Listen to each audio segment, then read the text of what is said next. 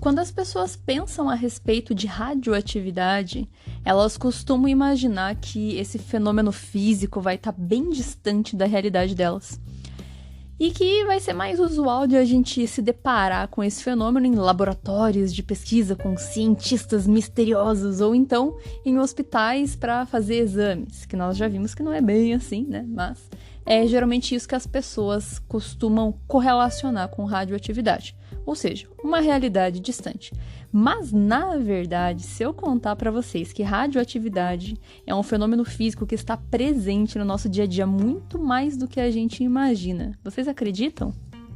E é justamente sobre isso que eu vou falar aqui no episódio de hoje. Eu vou trazer para vocês o conceito da radioatividade natural.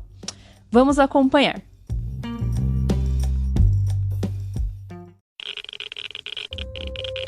Radiation detected.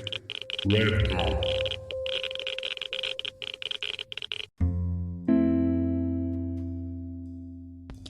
Olá, meus irradiados! Como vocês estão?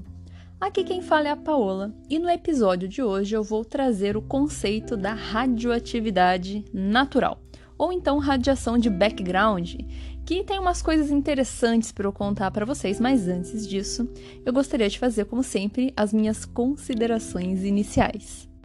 Primeiramente, eu gostaria de agradecer vocês pela audiência, como sempre faço aqui, sempre acompanho as estatísticas e fico muito feliz em ver que está crescendo, que tem mais gente sempre vindo me ouvir, mais reproduções.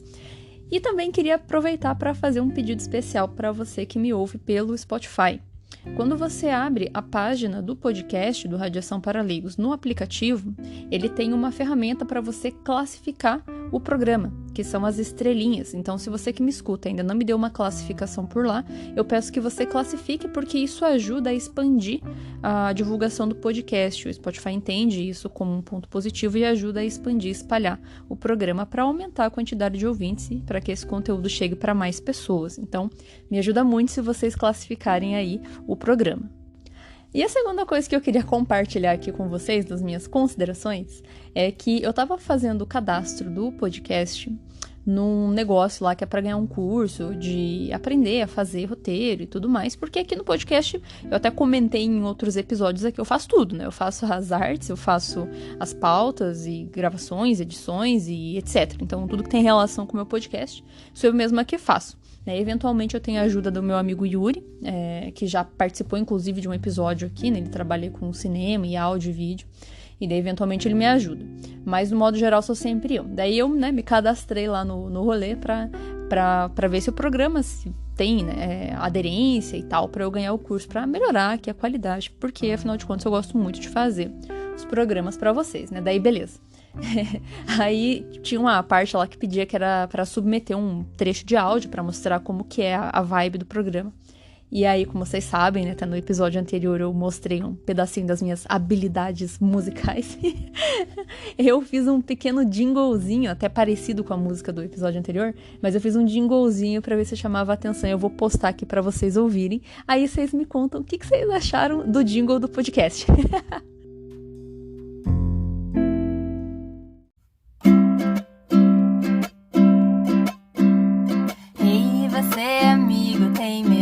Radiação, não se preocupe, eu tenho a solução. O Radiação para Leigos está no ar, para todos os mistérios te explicar.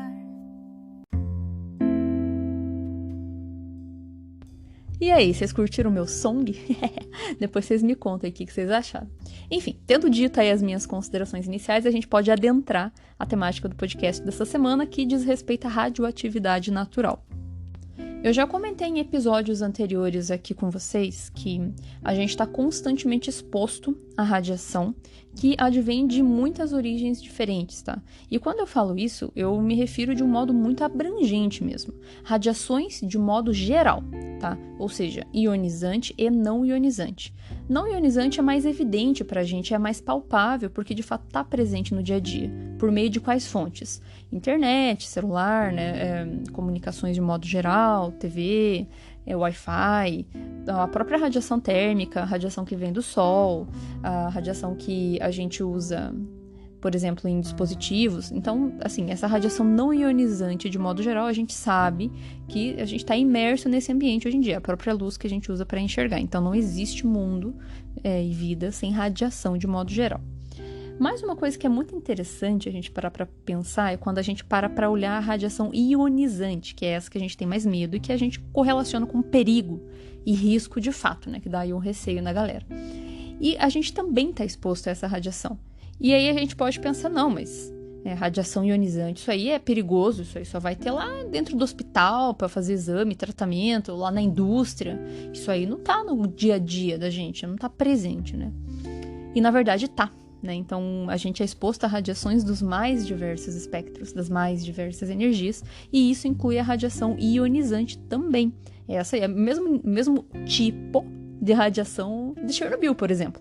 Só que, claro, que em níveis excepcionalmente menores, muito menores, claro. Mas então, de onde que vem, né, essa radiação ionizante que expõe a gente também no dia a dia? Ela tem um nome, inclusive. A gente chama de radiação de background ou radiação de fundo. E ela vem de muitas origens. Mas as principais origens desse tipo de radiação ionizante que está no nosso dia a dia, ao qual nós somos expostos naturalmente, advém da radioatividade natural, que é justamente o título do episódio. Radioatividade natural. O que isso significa? A gente tem elementos radioativos que podem ser sintetizados no laboratório para usar na indústria, usar na medicina.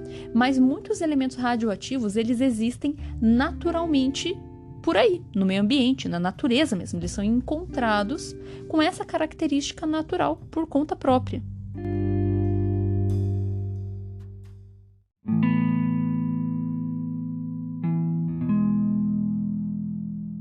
Ou seja, essa radiação de fundo que existe, ionizante, né, mais especificamente, ela vai vir principalmente dessa radioatividade natural que existe no nosso planeta. Todo lugar do mundo vai existir um nível de radiação ionizante ali, é um nível muito baixinho, pode variar às vezes para uma região ou para outra. Existem algumas regiões, alguns lugares no mundo onde a gente tem um nível de radiação de fundo um pouquinho maior do que o usual, mas ainda assim são níveis muito baixos, tá?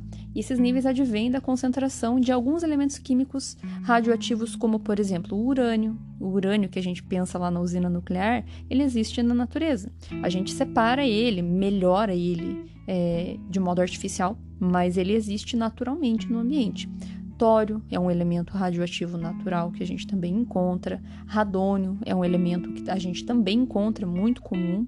Então, esses elementos aí são os mais usuais, são os principais responsáveis por atrelarem esse nível de radiação de fundo ao qual a gente se expõe, tá? O Brasil, inclusive, tem uma das regiões com nível de radiação natural, radiação de fundo, mais altos do mundo, lá na praia de Guarapari, em Espírito Santo, que inclusive tem um episódio aqui no podcast onde eu falo a respeito disso. Lá na praia de Guarapari existe uma concentração um pouco maior de tório do que para outros lugares, e por isso que a praia lá acaba tendo um nível de radiação de fundo um pouquinho maior. Ainda assim é um nível muito baixo, mas comparado a outros lugares, o que se espera para a radiação de fundo é um pouquinho mais elevado. Mas além da radioatividade natural que existe aqui na Terra, a gente também pode ter o nível de radiação de fundo aumentado um pouco em virtude do que a gente chama de radiação cósmica. Isso daí talvez seja até novidade para muita gente. Mas o que acontece? Lá no espaço sideral, onde nós temos os astros no céu, né, seja o Sol, seja outras estrelas, como que funciona o Sol? Eu acho que muita gente imagina, até eu imaginava há pouco tempo atrás, que o Sol é como se fosse uma bola de fogo que queima no céu, né? Só que a gente tem que lembrar que o espaço sideral não tem oxigênio, né? Então queima como? Sem ar lá em cima, né? Então não queima. Na verdade, não é assim que funciona. Parece uma bola de fogo porque a gente olha ele aqui da Terra, ele é amarelinho, ele é quente, né? Lembra fogo, mas não é. O princípio de funcionamento do Sol é com base na fusão nuclear. O que é fusão nuclear? É quando a gente junta dois elementos químicos, né, a nível nuclear, e essa junção, essa fusão, faz liberar uma quantidade gigantesca de energia. E o Sol funciona assim, né? Então, esse calor que a gente sente é resultado da fusão que está acontecendo lá dentro. E como a gente está falando de um processo nuclear, assim como na fissão, ou seja, quando a gente quebra um elemento químico no meio, né, na fusão, quando a gente junta dois elementos, tem uma dispersão gigante de energia. Radiação é o quê? Energia, né? Então ela acaba sendo dissipada no espaço, em forma principalmente de radiação térmica, que é o calor que a gente sente, mas também em radiação de partícula, tipo nêutron, prótons, partículas carregadas principalmente. E essas partículas são lançadas para todo lado, e isso inclui a Terra. Mas por sorte a gente tem uma camada de defesa aqui na Terra, né? um escudo que blinda a gente contra essa radiação de partícula, que na verdade são dois escudos, né? O primeiro é a atmosfera, na camada de ar que a gente tem ali que protege, e a segunda é o campo magnético, porque como essas radiações de partícula quase sempre são eletricamente carregadas, o campo magnético ajuda elas a sofrer um desvio, então elas não caem diretamente na gente. Só que daí o que acontece? Isso vai depender da altitude que a gente tá, né? Então, quanto mais alto você tá na atmosfera, mais exposto à radiação cósmica você fica. Tanto que vocês podem observar, quem aí é mais curioso na parte da ciência de modo geral, que espaçonaves, elas costumam ter uma blindagem, uma proteção contra esse tipo de radiação, porque como são partículas eletricamente carregadas, elas estão com energia, quando elas colidem, transferem energia, pode estragar muito sensor, muito equipamento que eles precisam, então tem que ser bem protegido. Os próprios astronautas recebem um nível de radiação ali considerável, e por curiosidade para vocês, pessoas que voam com muita frequência, voam mesmo de avião por aí, acabam recebendo um nível de radiação, um nível de exposição à radiação maior do que quem faz exames médicos ou quem trabalha executando raio-x, né, a galera da radiologia lá que faz exame. E isso é muito louco, tanto que lá na Europa, quem trabalha, comissário de bordo, piloto, eles recebem um adicional por exposição à radiação, porque sabe-se que quanto mais alto, menos escudo você tem, né, de blindagem, mais exposto à radiação de partículas emitida aí pela radiação, que vem da radiação cósmica, né, você vai acabar ficando. Então, para vocês verem que curioso.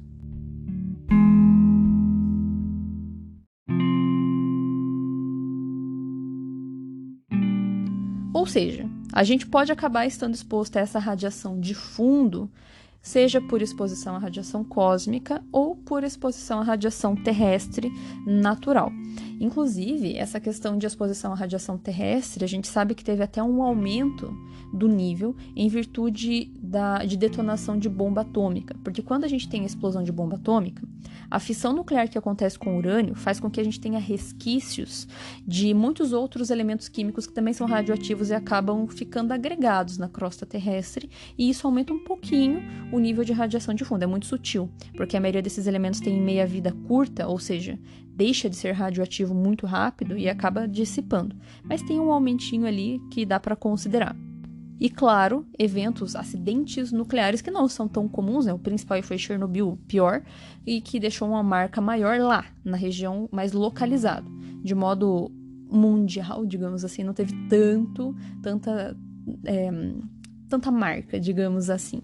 Mas também tem ali uma pequena porcentagem que agrega. E, eventualmente, quando a gente pensa aí nessa radiação natural, tem algumas regiões, como eu comentei, que acaba tendo uma concentração um pouco maior de elementos químicos que são radioativos e que acabam estando presentes, por exemplo, no concreto. O concreto que a gente usa, o cimento, essas coisas, né, os elementos que eles usam para compor o cimento, às vezes pode ter uma concentração um pouquinho alta de radônio e de tório. Lá nos Estados Unidos, até onde eu sei, existe a necessidade de, em algumas regiões, fazer uma coisa que se chama levantamento radiométrico para casas, em virtude desse nível de concentração elevada desses minérios, que pode acabar aumentando um pouquinho a exposição das pessoas a essa radiação natural. Esse levantamento radiométrico, geralmente, aqui no Brasil, por exemplo, a gente só faz em instalação que usa fonte de radiação artificial, que é forte, para ver se não está expondo o público. Mas para coisas rotineiras a gente não usa, né? Mas lá nos Estados Unidos, por causa da concentração um pouquinho maior, eles fazem essa medida nas casas para ver se não tem excesso aí de radiação de fundo, por assim dizer.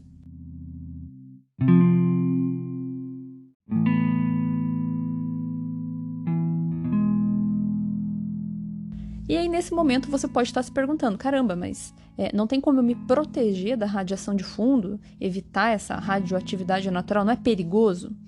Bom, Se é perigoso, até então a gente não tem nenhum estudo que comprova que é, e muito pelo contrário, não tem como deduzir isso, porque é um nível de exposição muito baixo.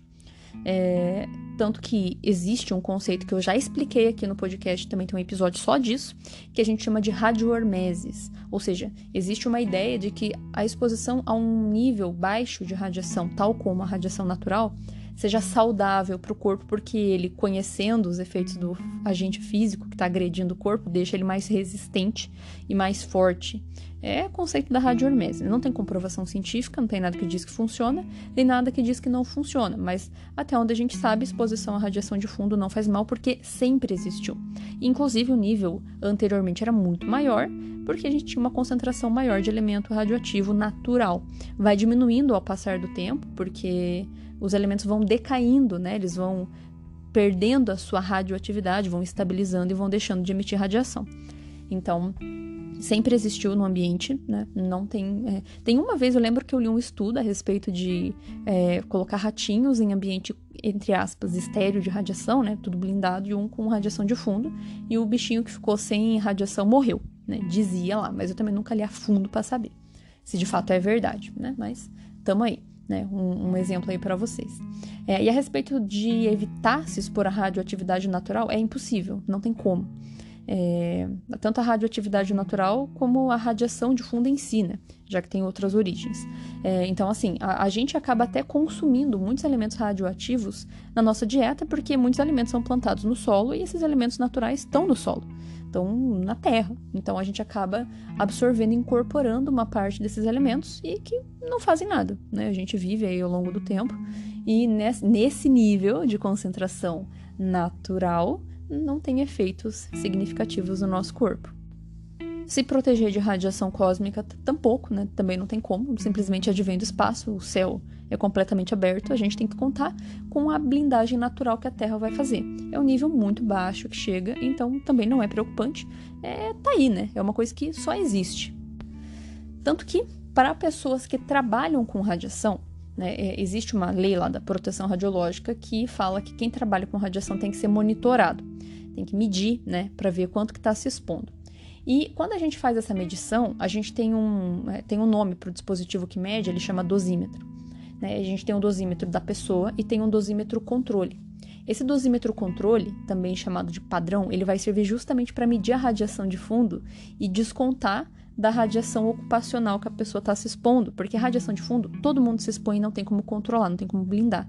Então, não faz parte da exposição de risco para quem trabalha. É só uma condição natural que existe, mas tem que deduzir ali da conta para não apontar que a pessoa está se expondo excessivamente, né? A exposição ocupacional é uma coisa, exposição natural é outra.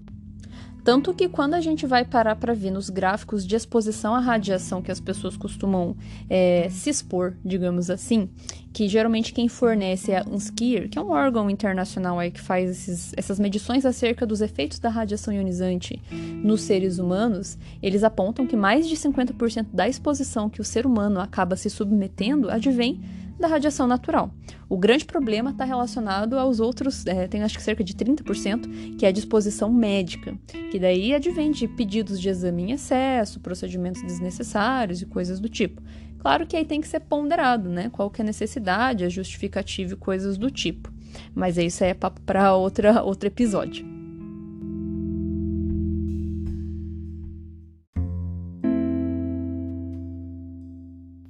Pois muito bem, meus irradiados, eu espero que vocês tenham gostado desse episódio e que agora vocês tenham em mente que de fato não tem como fugir de radiação, ela tá em todo lugar para onde você olhe, inclusive literalmente, né, já que para ver a gente precisa de luz visível, que é uma radiação. Mas nesse caso aqui me refiro à radiação ionizante mesmo. Então realmente existe radiação de fundo ionizante, natural, que vem aí da Terra e da radiação cósmica e que não tem como evitar, ela tá presente mesmo na vida de vocês, né? Então é isso. Muito obrigado pela audiência de vocês e nos vemos no próximo episódio.